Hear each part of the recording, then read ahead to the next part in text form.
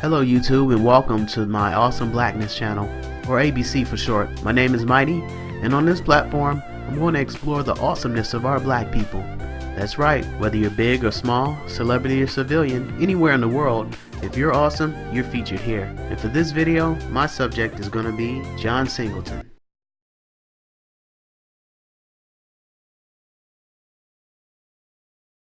Wow. I really wish I was doing this under different circumstances.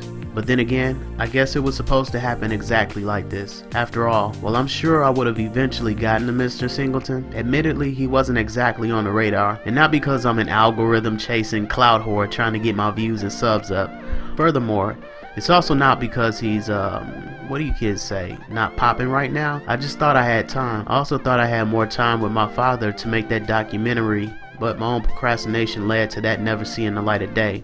So there you go. Alright, so let's get out of this morbid spiral and get back to the spirit of this channel. Fate has spoken and I shall oblige. It is an honor to put out a video on a man whose work is the backdrop of my teen years, and most 90s kids can attest to the impact his work had on us. Many of us can quote lines from his movies. Much of Black Hollywood can personally thank him for raising their star. And on that note, let's get started. Born on the 6th of January 1968 in Los Angeles, California, John Daniel Singleton was an American film director, screenwriter, and producer. He was the son of Sheila Ward Johnson, a pharmaceutical company sales exec, and Danny Singleton, a real estate agent, mortgage broker, and financial planner. He attended Blair High School, Pasadena City College, and the USC School of Cinematic Art. Singleton had considered pursuing computer science, but enrolled in USC's filmic writing program under Margaret Mary. The program was designed to take students directly into the Hollywood system as proficient writers/directors, and it apparently worked in Singleton's case because not long after graduating in 1990, he began work on what would be one of the most iconic films of the era. I mean, it spawned a whole host of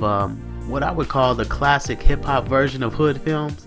Yeah, right before the well got poisoned. Singleton's debut, Boyz in the Hood, was an inner-city drama starring Cuba Gooding Jr., Angela Bassett, Ice Cube, and Lawrence Fishburne. It was both critical and a commercial success. For his efforts, Singleton received Academy Award nominations for Best Original Screenplay and Director. At age 24, he was the youngest person ever nominated for Best Director, and the first African-American to be nominated for the award. Not surprisingly, the film has since attained classic status, and, in 2002, the United States Library of Congress deemed the film culturally significant and selected it for preservation in the National Film Registry. His directing ability led to the VFX-driven Remember the Time music video for Michael Jackson, which featured Eddie Murphy, Amon, and Magic Johnson. His next films were Poetic Justice and Higher Learning, which were similarly socially conscious and received mixed to positive reviews. The film Rosewood, Singleton's historic drama about racial violence, was entered into the 47th Berlin International Film Festival. Both his film and Baby Boy received very positive reviews and helped establish Singleton's critical reputation. Additionally, his adaptation of Shaft, starring Samuel L. Jackson in the title role, was successful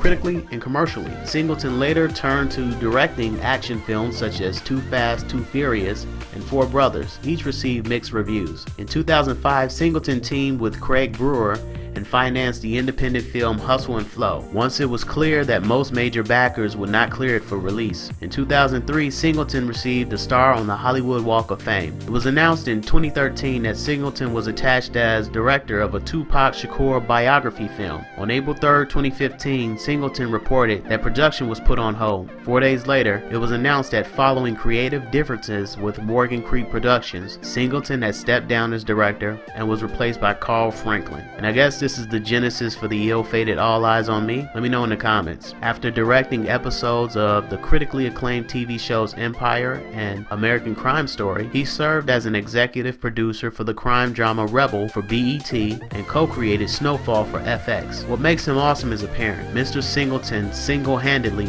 no pun intended, opened the door for many of the prominent faces of Black Hollywood we see today, both in front of and behind the camera. As evidence of the latter, at his speech at Loyola Marymount University in 2014, he criticized popular studios for, quote, refusing to let African Americans direct black-themed films, end quote.